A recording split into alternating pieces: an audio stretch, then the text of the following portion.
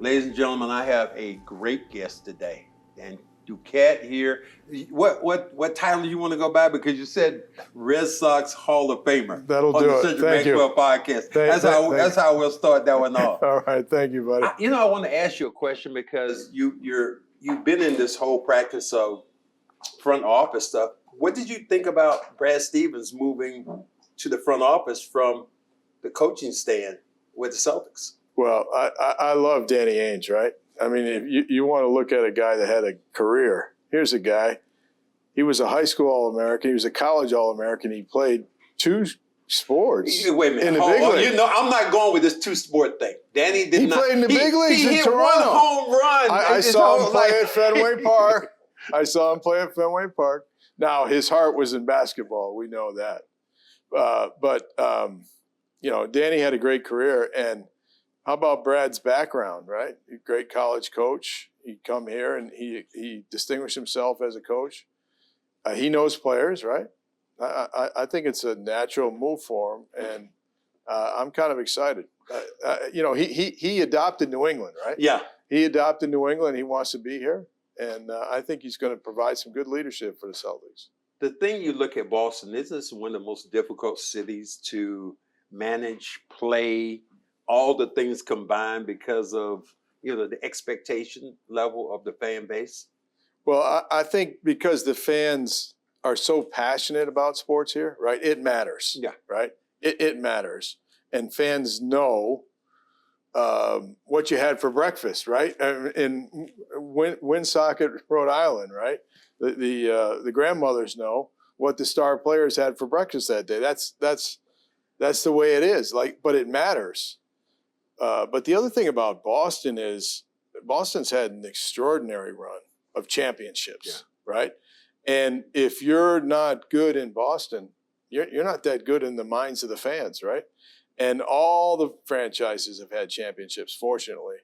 But if you look at the championships that we've had and that this generation of kids grew up on, I mean, how many years did we wait for a Red Sox championship? We didn't wait one generation. We didn't wait two. We didn't wait three. We waited 4 generations. And these kids today, they've had how many world championships amongst the teams in Boston? So it's just an extraordinary time. But the fact that people know so much and they connect and that it matters within the culture. Like if you go to the Dominican, right? Baseball down there matters, right? If you go to Montreal, hockey, that matters, right? I used to go to the games in the old Forum. Husbands and wives would get dressed up, right? They'd be dressed up in their Sunday best to go to the Canadians game, right? And then they'd go to the game, and then they'd go out to dinner after the game. It was part of the fabric of the culture, and it mattered to everybody. The fact that it is in Boston, all sports matter, and everybody's involved. Everybody has a favorite team. They have a favorite player, and they don't just focus on one team. They focus on all the sports. Like, we got a lot of experts. We got a lot of assistant GMs in Boston. But isn't that one of the toughest things because you have so many experts who are always second guessing you, and I'm sure you have to dial down the noise. But I've heard these guys like Shaughnessy, and I've heard all these different people come up and who never played the game, but they know more about the game than you know about the game. Well, they know more about the game, and they know a lot about the history of the game. And the good writers understand the fan base, right? And they know how to poke the bear, right? And in Boston, they like to play the drama too. They like to have a hero, and they like to have a villain. But I worked for Harry Dalton, the great general manager for the Orioles, and he was a mentor of mine in Milwaukee. And Harry told me early on in my career, he said, Danny, he said, don't believe everything they write about you when it's good. He goes, because they're going to write a lot about you when it's bad. Yeah. And he said, just try to keep it down the middle of the road. But, in Boston, that's hard to do because of the passion of the fan base. And this is really a city that loves star players, and they love championships. So long as you can give the city and the fans star players that are good, that are entertaining, and championships, Hey, this is comedian J.L. Covan, best known for his impression of Donald Trump. I'm going to be at City Winery in Boston for one night only, July 26th at 8 p.m. Hope to see you there. One of my favorite players was Rick Burleson. Loved him because I just thought he was just this gritty guy and he played all out. And you were just telling me about other players like Trot Nixon, another guy that they loved here. Yeah, well, the fans, they appreciate hard work, right? In Boston, they appreciate the guys like Burleson that are fiery, the Rooster. Yes. And they like Trot Nixon, the way he would grind out every at bat, the way he would run hard to first base and through first base. The way you know what you say that, and I only mean to cut you off, but I got to ask you then. Well, what was the love affair with Manny Ramirez? Because it was like there was sometimes he just say, "I'm just Manny being Manny." Manny was the most interesting player because he was quirky, right? He was unique, right? How about Manny when he dived into the stands and give the fan the ball, right? Or take the ball back from the fan and throw it into the cutoff man.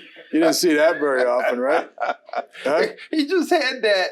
Some guys have that flair of whatever it is. It can be as wrong as it can be, but then all of a sudden it endears them to the fans in a way that even I look at a guy like Big Papi, as great as all these other Red Sox players were. I still look at some people right now in this generation think that Big Papi was maybe the greatest Red Sox to ever play the game. Well, Big Papi was a great player. And him and Manny together, they were the most dynamic middle of the order hitters since Gehrig and Ruth, Wow. right? So if you take a look at the record book, there were no two hitters as good as Manny Ramirez and David Ortiz during their time here. And that's one reason the Red Sox won those championships, right? You got those two guys in the middle of the lineup. That's a two-headed monster, right? Are you going to pitch to the left-handed power hitter that's patient at the plate, or are you going to pitch to the righty, And those guys were big-time difference makers. But you could say that David Ortiz was one of the great Red Sox players, and certainly one of the most clutch players. Right, David Ortiz could get a hit when you needed a hit, and he got some big hits in playoffs. He got the clinching hit against the Yankees to turn a series around. Manny Ramirez, he was the MVP of a World Series that he was in. So, I mean, that's the kind of players the Red Sox fans. But see, like. I would, and well, I'm going to give you a little bit of my baseball knowledge when I say that. But then I look at Fred Lynn and I look at Jim Rice. Would they complain seeing how dangerous they were as hitters? Well, those guys were great players. I remember when Jim Rice came up, he was heralded as the top prospect in the system. He was a first-round draft pick and awesome strength. And then I think shortly thereafter, we brought up another top player. Now, Freddie Lynn wasn't as heralded as Rice coming through the minor leagues. He wasn't as high a draft pick. But when he got here, it was evident to everyone, this guy's a special player, how easy he could do everything, how he could play center field, how he had a sweet swing with power. And he got to be a fan favorite quickly. And, that's a pretty good comparison of top players from another generation, right? Rice and Lynn. Well, thank you. Compared to Manny and Big Papi. You'd be hard pressed to find another couple of Red Sox, better than those guys. Then you look back over the history of this game, and I think about Carl Yastrzemski, just how great he was. Everybody was Yaz crazy, and then you had the best hitter of all times, or was the amazing one himself, the Ted Williams. They got a tunnel named after the guy, and the thing I love was, I think it was, and this is, you can tell me the story, and that he was at 400 or someplace in there and could have sat out the game and said, and the manager said, "You sit out in now, you can have 400." And he said, no, I want to play. And he went 3 for 5 or something like that. I think he got like 4 hits that day. But he had a big day, and he raised his average to 406. But he was out there. He was out there, and he was going to earn it, right? Ted was going to earn it. But think about the great years that Yaz had, right? And not too many players these days. Triple Crown. Yeah. but stay with one organization for their whole career. I remember we honored Cal Ripken at Fenway Park when Cal Ripken was retiring. Mm-hmm. And I said, here are two guys, very similar careers, right? They got 3,000 hits, 400 home runs, and they played for one organization. And, I think, like I was saying, my brother and I, one team would be the Red Sox and one team would be the Orioles. So you had to imitate the batting stances of all the great Red Sox players at the time, Rico Petrocelli, Carl Yastrzemski, and then for the Orioles, Boog Powell, Frank Robinson.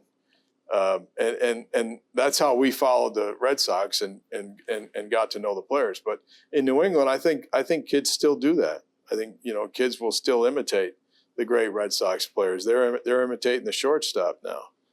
One of the things you look at, which is, I think, really different, is the fact that you look at the finances have changed since the time that you started as a general manager to where it is now, where it is, I look at basketball, it's generational money now. At one time, I remember Tom Heinsohn used to tell me, he said, well, once the season ended, what I have to do is he started an insurance company because he wasn't making that much money. But I look at players now, it's completely different with these salaries. Yeah, I think that's come with the interest, right? The more interest, the more people that follow the teams, the more money there is, and the more money there is for the players involved. And yeah, that's a lot different now. I know when players were coming up in the minor leagues, that was a part-time job for them, right? And they did that for seasonal work. And then in the off season, they'd go get another job and they'd try to train to get ready. They don't do that anymore. They're investing in their career. Right? These are young corporations. Exactly. Because we know that the athletes, their life span as a player is short. It's a finite window, and you see all these young players that are doing everything they can to maximize that. And why wouldn't they, right? Where else are you going to get paid that kind of money to do something you'd like to do anyway, right? One of the things I look at in Major League Baseball, and they talk about from time to time, is bringing back, trying to get black players, and I mean black American players, not Dominican players, not from the Caribbean, but those players to come up in the mind. They've had a hard time doing that. How are they trying to turn that page? Yeah, Major League Baseball has had a lot of problems in terms of losing ground with the black players coming through the systems, getting engaged with baseball at a lower level at a younger age. I think we've lost a lot of athletes to other sports, and I think one of the reasons is that the fine motor skills of especially hitting, very, very difficult to learn and be successful at. And a lot of these other sports, it's a little easier to have more success right away. So I think a lot of that's got to do with like how we process players when they get started. Well, you definitely can say that, because you think of and can we put it mildly, what a failure Michael Jordan was as a baseball player? I mean, because here he was the greatest, maybe the GOAT, and then he goes to baseball, and it was hard to watch. We had Walter Hriniak was from Swampscott or Peabody, right? He was a Red Sox batting coach, and he was out to my sports camp, and Joe Morgan was razzing him, and he said, "Hey, Walter, you took the greatest athlete in the world, Michael Jordan, and you gave him a shit swing." The best athlete in the world.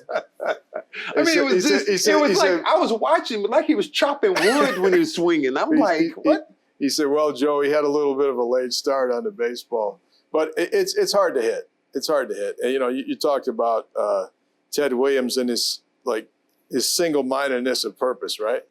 They said, Ted, what did you want to be known by? He said, I just want to be known as the greatest hitter that ever lived, right? Wow. And that was his mission, right? He accomplished that. But it's not easy to hit. And you're seeing all these strikeouts these days in Major League Baseball. But to go back to the issue, Major League Baseball has done a good job recruiting worldwide. You see a lot of these star players coming to the big leagues from the Dominican. Tatis, whose dad was a big leaguer. Vladimir Guerrero Jr., whose dad's a Hall of Famer. Shohei Ohtani. I mean, these are three of the biggest stars, but they've come to Major League Baseball from other countries, right? And I just think Major League Baseball has got to do a better job of processing players in the States, and not just minority players. I think younger players, irrespective of their race. I just think we got to do a better job of helping them along from the lower levels from the time they start. I asked a question one time of somebody, and they stole my question and went and asked President Obama the same question. So I'm going to ask you the question that I asked them. I'm doing right now. We're putting in your backyard. What we're doing, we're putting those presidents in the back of yours and Mount Rushmore. Give me and it could be baseball, whatever. Give me your Mount Rushmore of sports that you put in your backyard right now. Well, I'm going to give you my Boston Mount Rushmore. Sports. You can do whatever. This is your yard. We don't care. I'm going to go with my Boston. Okay. And my favorite player of all time was Pedro Martinez. Okay. Well, why do I like Pedro Martinez? Because he has everything that I ever looked for in a ball player. He had great skills. He's a great pitcher, great fastball, outstanding curve. No size. Well, we'll get to that in a second. Outstanding curve, great changeup. Okay, terrific competitor, and his mentor in Dominican said he had the heart of a lion. Wow. Un corazón de león, right? Wow. And Pedro Martinez was a guy that he liked the spotlight. He liked to be in the spotlight. That '99 All-Star game was one of the great thrills for any baseball fan when Pedro came out and he just absolutely destroyed the American League and he embarrassed Sammy Sosa. Sammy Sosa that winter had said that Pedro wouldn't do as well if he was in the National League, and Pedro remembered it and he just absolutely embarrassed him. So if you ever want to have a good laugh, go watch that YouTube where Pedro strikes out Sammy Sosa. Wow. But anyway, I would have Pedro. Okay. Let's see. Well, my neighbor down the Cape is Bobby Orr, so he's going on my Mount Rushmore. He meant so much to the region. He brought hockey into the mainstream, and I gotta put him on my Mount Rushmore. Now, for the Celtics, I'm going to put you on the Mount Rushmore. You know what? I'm going to put Bill Russell on the far side. Okay. We don't like your Mount Rushmore already, but that's okay. That was pretty good. That was pretty good. I'm gonna put the Max on the right side, and I'm going to put Bill Russell on the left side. Okay. All right. And they're going to bookend for the great Celtic tradition. And the fact that you came to the Celtics and you're still here, you're a member of the community. Wow. You're a member of the community. Not according to my ex-wife, but that's okay. We'll let you have that one day. No, I'm not gonna let you go. So you got to give me now. This is the one that's always a killer. You got three. This fourth one. No, I'm going to take a couple more. No, you can't. Mount Rushmore only has 4 people. No, I'm going to take a couple more. Okay. I got to put the greatest hitter that ever lived up there. Ted Williams. Okay. All right. Ted Williams goes there. And you may not know this, but the quarterback for the Patriots, when I was with the Expos, we drafted him as a baseball player. Wow. He was the left-handed hitting catcher from Sarah High School in Northern California, and his father said, you can draft him. You said left-handed? Left-handed hitting catcher. Is that right? Yeah, he's got all the great skills to be an outstanding baseball player, right? He's got the quick feet. Okay. He's got a great release. He's got outstanding leadership capability, and he's got power. He would have been a great baseball player. Dang, I would have never thought that. So but, so that's you got about you're up to right now 5 so far. well, okay. So 5, okay. That's pretty good. I got 2 Red Sox, Mm-hmm. arguably the best hitter and one of the best pitchers ever. A Bruin, Mm-hmm. And you got Russell. 2 Celtics, and we got a. We'll say you got a Celtic and a half, but we'll go here with that. But okay. And we got Tom Brady. Tom Brady. Okay. All right, Got that's Tom pretty Brady. good. It's always, when you think about Boston, in just general, there are just so many great athletes who have come through here that it's just hard to categorize and get one guy over another or pick this or pick really that is. because they're just so great and in their time. And I think, playing here in Boston, I just always remember just like, I always think some of my favorite games, and one of my favorite games would have been playing the Lakers in 1984. And just being here and having a 7th game in Boston, and the game, which was crazy, didn't start until 9 o'clock at night. And that to me was like, it broke my routine up. Because normally as a basketball player, you go to practice, you go shoot around, then you come back, you have lunch and take a nap, and then you do whatever. And by the time I woke up, it was still like about 5 o'clock. So I still wasn't coming over to the arena for a while. So when I remember those days and things that have happened here in Boston, and then the Red Sox to win their championship after all those years, and that to me was when they were down to the Yankees, and everybody's like, this is Exactly. This is over. And then it was one game at a time, and it's like, come on, they can't come back and win this thing. There's no way they can come back. Yeah, but they did. Yeah. To me, there is nothing more humbling or that makes me prouder than when I go to Logan Airport and I look at all them banners. When I go through security there, and I see all the Bruins banners, and then I see all the Patriots banners, and then I see the Red Sox banners, and then I see the Celtics. Okay, and I say, how did the Celtics do that? Okay, I don't know. This is the top. Yeah. This is the big leagues. Yeah. Okay, this is the big leagues. How do you do that? And then how do you do that for that long? Just absolutely extraordinary. I can't believe that. Usually myself. the window for a dynasty is like 4 to 6 years. Yeah. I mean, this went on for a decade and Russell's more. run was crazy. And more. To win that you win 8 championships in a row. That to me, just by default, it just can't happen, and it did. Right. Just shows the greatness and the competitor that he was. I thought that's what it really reached to. Yeah, you got to have a single-mindedness of purpose to have those type of results, because you see all the cheating that goes on now in professional sports, right? Oh. You see all the cheating that goes on now in professional sports. So that tells you that at the top of the triangle, everybody's looking for that little edge, right? That little edge that'll keep them there and that'll help them be the champion, right? And for the Celtics to do that year in and year out, okay? And then compare that to this generation now for pro sports. You're talking about the Olympics. You're talking about all the major sports. Everybody's trying to get an edge, and you have to do that to be at the top of your game, whether it's cycling or whatever it is. But to be able to maintain that edge for that long, truly extraordinary. That is what I see when I think about the city and the complexity and the winning attitude. Somebody was asking me today about, what's the expectation level for the Boston Celtics, with their new coach? And I said championship, because unfortunately, over there in that building, you can't put up a banner of a banner from maybe Division I, or you won this one. It looked like the United Nations over there, if that was the case.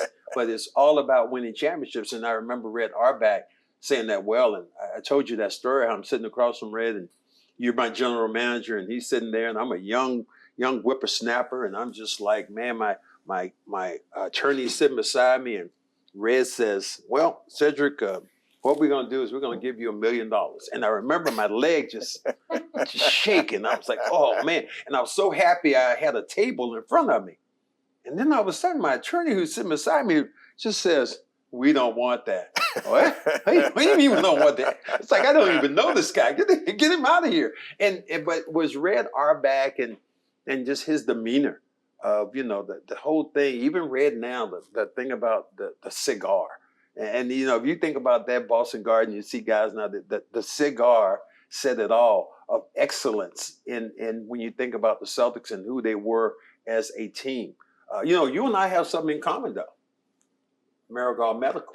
You're going to tell me a little bit about, our knees and, because I can tell you about mine. Mine are not good enough to play ball yet, but they're coming. How do you feel with yours? Well, I'll tell you what, the guys at Maragal Medical, they do it right. They do the whole holistic approach. They go from soup to nuts. Okay, and I've been a big believer in that everything is related in your body, right? If you have an injury to your shoulder, it's going to affect how you move. And then let me put my Coke away since you said that. Okay. Since everything is related, I'm just put the water right here. Okay. All right. Thank you. But the guys at Maragal Medical, they're on the cusp of something really big in regenerative medicine, and I went to them to be able to function, right, so that. I'm a veteran player now, right? We all are, but you go on. And I want some help to go into those extra innings, right? So I can do the things that I'm doing, whether it's playing ball with my 7-year-old son or going out with my kids and my grandkids to go skiing. I want to be able to do that. So I went to see the guys at Maragal Medical. And they gave me an evaluation, and I've always been a big believer in you got to have a baseline to know where you're coming from to know where you want to get to. And so they tested me on the state-of-the-art Hanova machine, which a lot of the football teams use around the globe with their top athletes. And they found out where I was. They made a recommendation for my flexibility to improve my strength. And then I got a couple of regenerative shots, the stem cell shots, and then also the PRP. And I'm happy to say I was able to ski 38 days last winter after not being able to ski and get myself back in shape. But it came from the approach of soup to nuts, right? An evaluation, a recommendation, an orthopedic exam, physical therapy, and the shots. And I think they're on something big with this regenerative medicine because I've had a lot of my friends get transplants, right? Yeah. Hip replacements, knees and hips. And I think that there's a place for regenerative medicine to not only delay those, but to make the athletes or the people more functional and be able to enjoy their life more. Well, that is basically how I looked at it. Is like you want to get back to doing some things that you used to do, and mine is going up steps or going through aerobics, and it's made it a lot easier just getting out, doing those particular things. And like I said, I don't want to get back and play. I don't want to come back to play, but if Danny Ainge needed, the old Danny Ainge needed a 1 day, I could give him a 1 day, but that was basically about it. But it's just fascinating to see how, you and I are older now, a bit older, and we're going through these transitions that at one time you would think were just, you say you're old dude, that's how you're always going to be. And that is really what I think has been really special about these guys. Yeah, I think with the breakthroughs in medicine and also with the technologies, people are living longer. And if you were an athlete or you were active when you were younger, you want to be able to maintain that. And Maragal Medical will help you do that. You gave me a story a little bit earlier, and you were talking about one of your favorite players, Jim Rice, but I want to know if this is true or false. Jim Rice, great hitter. Jim Rice found out he needed glasses. And you say he couldn't see, and he was hitting, 300 to 3, whatever. Was that true or not true? Jim Rice was a great hitter, and I'm so happy he got into the Hall of Fame. And they tell me at the end of his career, they made recommendations to make an adjustment in his sight line to help improve his sight. But Jimmy resisted those. Now, Jimmy may have been able to extend his career a little bit more, right? Don't tell Jim that. We had this conversation. And Jimmy's a great Red Sox player. He got into the Hall of Fame, and I was so proud that he got in. I thought it was a great step for the organization, for the Yankees, and their legacy, for Jim Rice to get into the Hall of Fame. But you'll have to ask him. But I heard the same thing, that Jimmy was proud and didn't take the medical recommendation for a site adjustment. I heard that about Jim, and I've talked to him several times, and he always kind of just looks at me in an odd way with his glasses and kind of looking down on me. I'm like, Jim, was it true or not? So that's why I wanted to get an official approach. Now, the last question I want to ask you is about the owner of the Red Sox, just how he's done what he's done over the years. That your owner now, he has just transitioned in so many different ways, and I look how the organization is going. What way do you see his influence on? Well, I think the record of the Red Sox organization speaks for itself, right? John Henry came in 2002, and he had a mandate from the fans to win a World Series championship. So he followed through, and he won in 2004. He was able to break the team down and win again in 2007. He won again in 2013. And he probably had the best team in the history of the club in 2018. And they went wire to wire, right? My friend David Dombrowski came in here as a general manager, and they just absolutely dominated.